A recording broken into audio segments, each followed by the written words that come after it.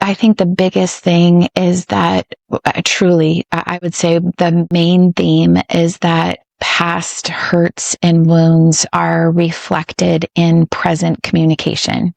And until those patterns are addressed and there is the ability to really work through that, then it's a pattern that repeats over and over again. And there's just a lot of hurt. And those things that, even if it has seemed like something smaller, usually there are repeats in communication patterns that happen over and over. But there are patterns that repeat over and over. And it's so important to be able to identify what they are and uncover what the root is of that fear or the anger, whatever it is. So you mentioned communication. Do you think, because I addressed it, I addressed it with Elizabeth, who is the marriage and family therapist out of Alabama, and I addressed it with, I think, Destry too.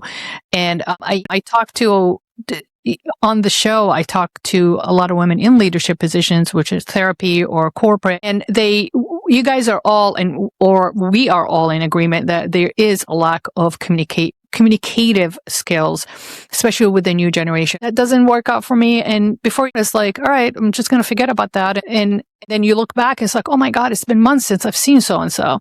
So do you believe that too? Because that's been addressed a couple of times. Absolutely do, Slava. I think about even in the time that I have in my career as I've served children and families, the changes in really what the issues are in the context of the family and what's affected that, what's triggered that issue in the way that you expressed. And I absolutely think that it is a shift in values.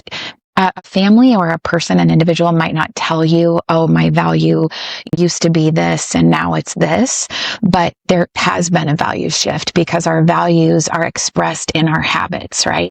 We don't like to acknowledge that, but if you tell me that your value is family and togetherness and that doesn't show up in your life, then that's not an expression of your values.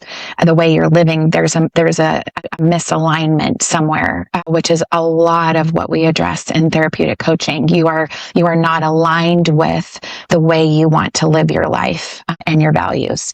And so I really think that it has a lot to do with technology.